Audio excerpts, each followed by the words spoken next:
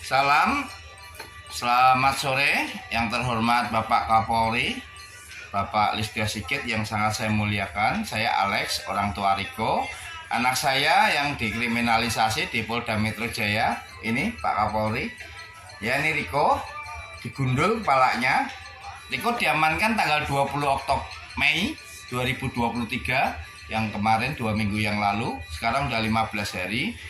Dan anak saya tidak melakukan penggelapan maupun penipuan. Anak saya diamankan karena diduga disangkakan melakukan penggelapan dan penipuan yang sama sekali tidak dilakukan, Bapak Kapolri. Ya.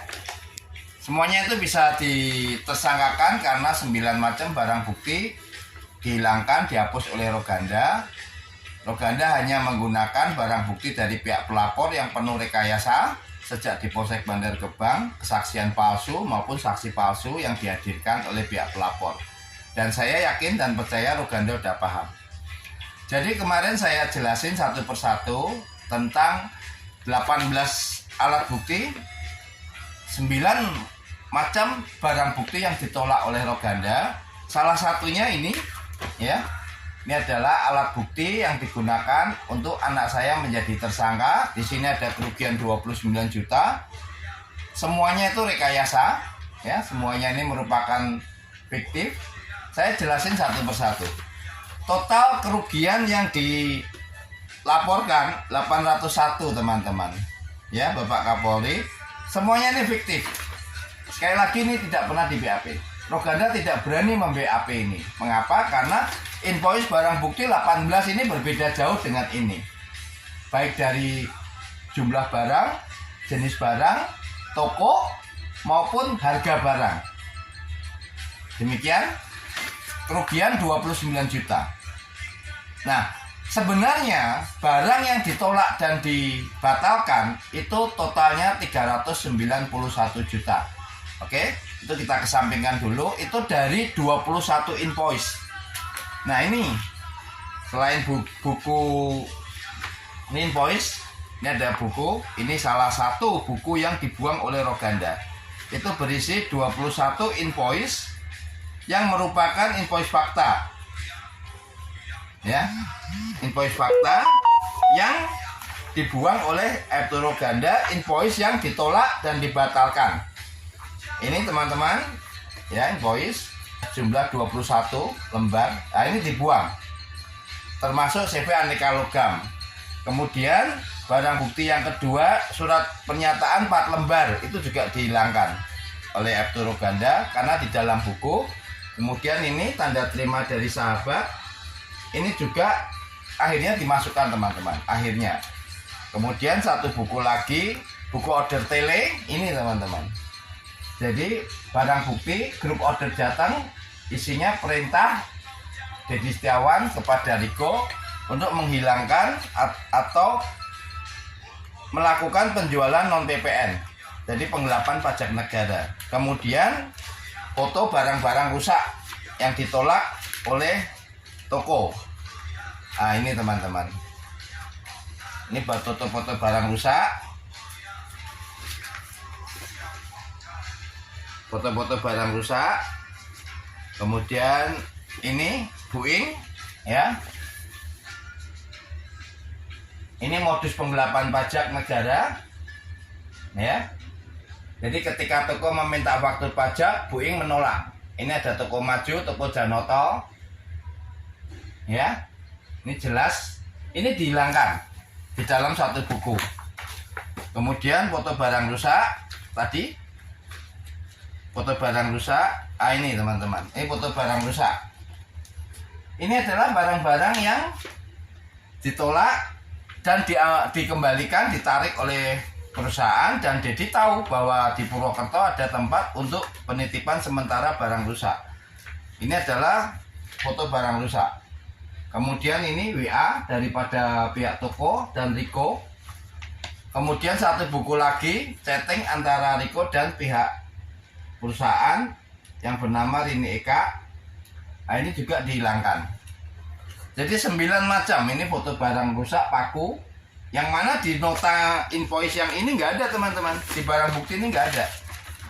Jadi semuanya penuh rekayasa. Saya jelasin satu persatu bahwa 801 nilai kerugian itu fiktif, ya. Kemudian seakan-akan barang ditarik nilainya 370 juta. Padahal yang benar 391 juta. Nah, di situ nilai kerugiannya 21 juta. Itu yang pertama, itu yang fiktif. Nanti boleh dicocokkan, diuji. Kemudian yang kedua adalah invoice 4 lembar dan 2 lembar dari Horas itu senilai 391. Itu Riko dipaksa untuk melunasi yang ini teman-teman, yang rusak-rusak tadi, supaya Riko bisa dipidana, ya, supaya Riko bisa dipidana.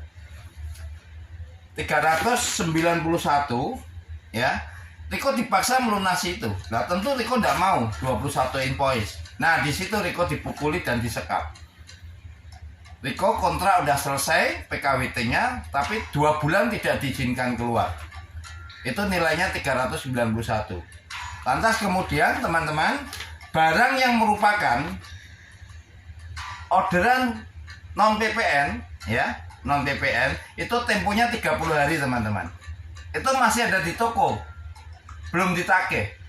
Nah, toko memberi kesaksian palsu, bohong. Karena apa? Karena toko takut teman-teman. Karena apa? Karena non PPN. Toko tidak mau diperiksa pajaknya. Toko tidak mau bermasalah. Ada di dalam YouTube saya. Ada teman-teman. Yaitu toko Jonoto, Trisakti, Baru 2, Toserba, Maju. Itu semuanya mengaku tidak order. Sehingga di sini ditulis order fiktif. Ya. Ini totalnya ada sekitar 7. Jadi tadi 6, terus 7, 13. Lantas yang 5 invoice lagi, ini lebih jahatnya, itu 3 invoice, yaitu sahabat, itu tidak pernah ditagih oleh Riko. Jadi sekali lagi, Pak Haji saya sampaikan bahwa tidak boleh membayar ke Riko. Harus ditransfer ke PT, mengapa? Karena kalau dibayar ke toko, ke Riko, tidak bisa mendapatkan faktur pajak. Saya meminta untuk Pak Haji mentransfer langsung ke toko, mengapa? Ke perusahaan, mengapa? Karena invoice sahabat 3 lembar tadi senilai 19.925, invoice-nya tidak dibawa Riko dan sahabat minta faktur pajak dan Boeing menolaknya. Boeing menolak menerbitkan faktur pajak. Jadi semuanya tidak ada yang digelapkan oleh Riko. Bahkan uang kami masih ada lebih, sekitar 2 juta. Ya. Kemudian yang 2 invoice lagi itu merupakan barang yang rusak, yaitu Trisakti teman-teman. Trisakti, barang yang ditolak, ya, senilai 27 juta. Kemudian ada lagi 3 invoice ditambah 1 invoice itu tidak dipesan teman-teman, tapi tetap dikirim. Ini jahat sekali Dedi Setiawan. Tujuannya apa? Supaya anak saya nggak bisa keluar. Ini eksploitasi. Mengapa anak saya nggak bisa keluar? Karena sertifikat SHM dan ijazahnya ditahan. Ini nggak lazim ini. Ini bosnya agak kurang waras ini. Tapi dilindungi oleh Polda Metro Jaya. Luar biasa teman-teman. Sehingga dana yang udah kita transfer 326 ditambah 10 ditambah 64 400 lebih ditambah dengan uang yang harusnya disetor 390 juta, 790 juta, itu udah selesai teman-teman. Semuanya udah dibayarkan oleh Riko. Kemudian ada tadi 3 nota yang tidak pernah ditagih, yaitu sahabat. Artinya, dana yang Riko setorkan itu lebih dari 810. Di sini hanya kerugiannya 801. Nah, mengapa kok dikriminalisasi? Mengapa kok disuruh membuat surat pernyataan menggelapkan?